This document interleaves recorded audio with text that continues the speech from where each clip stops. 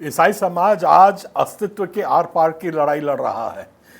धर्मांतरण विधेयक तो एक बहुत छोटी सी बात है जिसमें आज हमको समाप्त करने की एक योजना बनाई जा रही है। वहां 140 लाशों को उखाड़ के सड़कों पे फेंका गया है। हजारों की तादाद में चर्च बंद हो गए हैं। विश्वासियों को घर में घुस के मारा पीटा जा रहा है। सब कुछ हो रहा है और हम आज इस मुहाने पे खड़े हैं कि हम आर पार की लड़ाई लड़ रहे हैं अपने धर्म को बचाने के लिए, अपने परिवार को बचाने के लिए।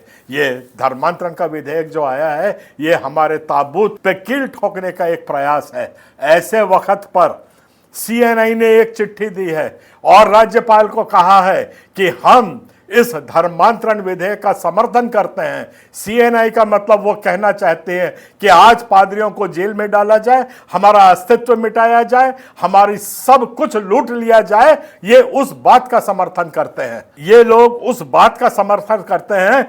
यहूदा इस्करियोती ने इस उपवास काल में अपना चेहरा दिखा ही दिया है। ये सब आरएसएस की अनुषांगिक इकाइयां बन के आज हमारा चर्च रह गया है, जो कि आज हमको नस्ते नाबूद करने में तैयार है। बिशप के ऊपर तरस आती है कि आज इस महिला को गद्दी तो खाली करनी ही पड़ेगी।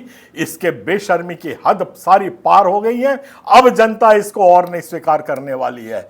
अपने इच्छा से ये जगह खाली कर दें, ये हमारा फोरम की सलाह है। ये जमीन है, ये जो चर्च है, ये जो सीएनआई है, ये किसी की बपौती नहीं है। ये हमारा है, जनता का है और जनता को तुम राज नहीं कर सकते इस तरीके से। यह चेतावनी है। समय दिया जाएगा आपको खाली करने के लिए। आप खाली कर दीजिए। ये आज की हुंकार हम भर रहे हैं। सीएनआई का इतिहास जान लीजिए। 1950 में जो यूसीएनआईटी बना था उसके नाम पे आज सारी जमीनें हैं। 1970 में जाकर के सीएनआई बना, इसके नाम पे एक भी जमीन नहीं है जिसके ऊपर ये काबिज है। हम लोग सोचते हैं कि प्रभु का काम हो रहा है तो इसीलिए इसको चलने दो करके हमने हस्तक्षेप नहीं किया। इनके पास कोई अधिकार नहीं है और ये सुप्रीम कोर्ट का ऑर्डर जो 2013 में है, इसने सारी जमीन वापस करने का दे दिया है और इसके विरोध में सीएनआई ने जाके दो बार सुप्रीम कोर्ट में याचिका लगाई थी, अपील की, सब में हार गए हैं ये लोग। ये सबको बेवकूफ बना रहे हैं। अब हम लोग इनकी बातों को और नहीं सहेंगे। ये है इतिहास इनका। और मैं बताता हूं कि ये जो जमीनें हैं, ये जो अधिकार है, ये सीएनआई है, इनको खदेड़ा जाएगा, निकाल के बाहर फेंका जाएगा। ये बोलते हैं गवर्नर के पास जा करके ये आज हमारा धर्मांतरण विधेयक के समर्थन में। ये ईसाई नहीं है, इसलिए ये लोगों को चेतावनी है कि खाली कर दो। दिनकर जी की एक कविता याद आती है, जनता की हुंकारों से महलों की नींव हिल जाती है। जनता की हुंकारों से महलों की नींव हिल जाती है। सांसों के बल से ताज हवा में उड़ जाते हैं।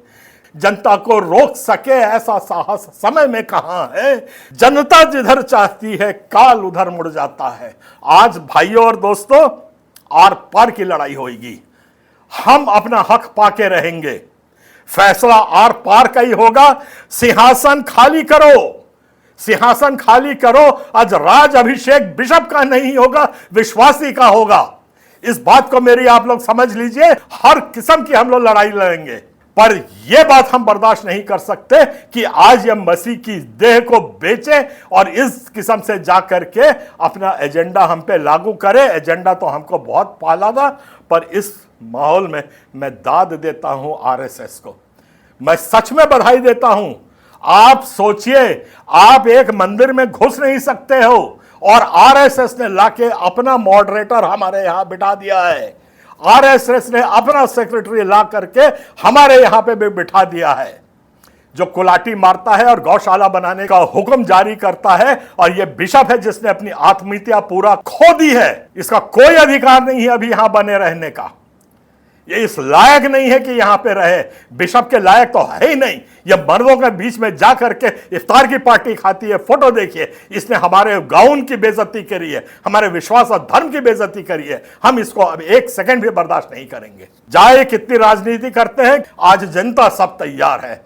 अभिषेक होगा और जनता का अभिषेक होगा, अभिषेक होगा और विश्वासियों का अभिषेक होगा। ये जितने चर्च हैं और जितना आपको रोका जाता है मीटिंग के लिए, जितना आपको रोका जाता है कि यहां पे आप सभा नहीं कर सकते, वो सब हमारा है। आज हम वहां पे सभा करेंगे।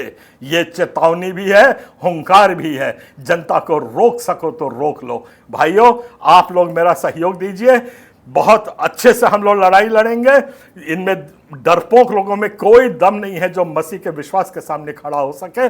और 18 अप्रैल को हमारी एक रैली हो रही है, और जिसमें हमको जो करना होगा उसमें आप लोग साथ दीजिए। और CNI कुछ नहीं है, आपको मैंने बता दिया है। इसका कोई वजूद नहीं है, इसका कोई अस्तित्व नहीं है।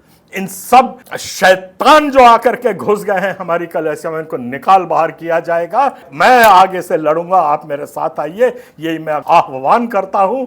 हमारा साथ दीजिए, हम सच्चाई के साथ हैं, हम अपने चर्च की स्थापना के साथ हैं, अपने विश्वास की रक्षा के साथ हैं, अपने धर्म की रक्षा के लिए हम साथ हैं, और अपनी भविष्य की पीढ़ी के लिए हम अपना जान भी निछावर करेंगे। कसम खाओ और मेरे साथ आ जाओ। आप सबको जय मसीह, जय जोहार, जय छत्तीसगढ़।